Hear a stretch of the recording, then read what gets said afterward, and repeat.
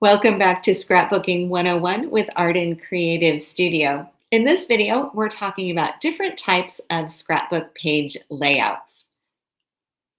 A layout is simply the organization and the placement of the elements on your background paper. So, this is your photos, your journaling, and any other memorabilia or embellishments you might want to add. It can feel a little overwhelming sometimes when you're faced with some photos and a blank page, kind of like writer's block. But the trick is to start simple.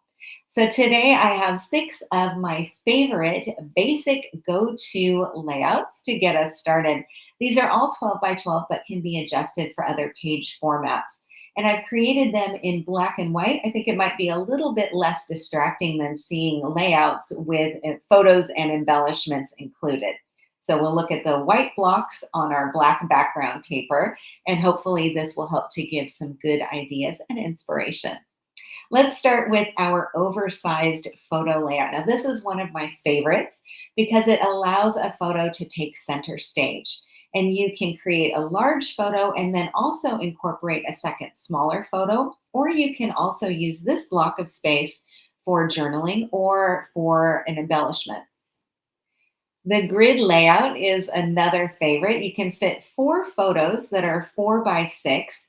You might trim them down a little bit like I did here to create some space in between and also around the outside edge of a 12 by 12 background page.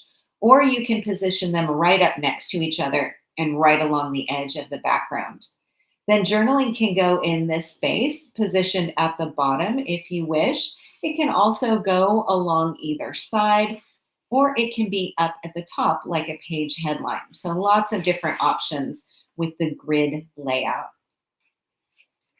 A photo grouping or a cluster layout is another nice way to arrange several photos on a page. This center area could be a photo, or it could be your journaling or an embellishment.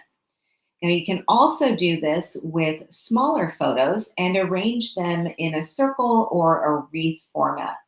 These blocks that I have here are about 3.5 by 4 inch rectangles, and they're both vertical and horizontal. With these cluster layouts, you can always overlap the elements, which creates interest and it helps to lead the reader's eye through the photos.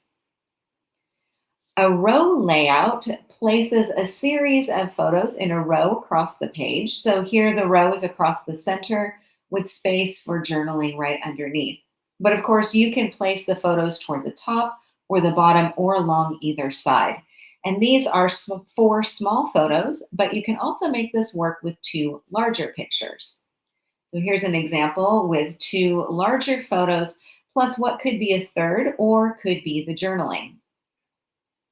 Last but not least, a pocket page is a really practical way to hold memorabilia or even tuck in extra photos. So here you'll simply glue 3 sides of a piece of cardstock on top of a base piece. For all the layouts that I shared here, you can always change the angle, the size, or the positioning of any of the elements to suit your photos and journaling. And there are many more layouts that you can create too. So part of the fun of scrapbooking, I think, is getting inspired by other scrapbookers.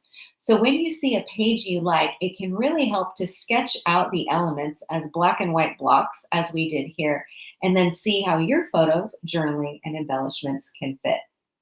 Thanks for joining me today. I'll catch you later for even more Scrapbooking 101.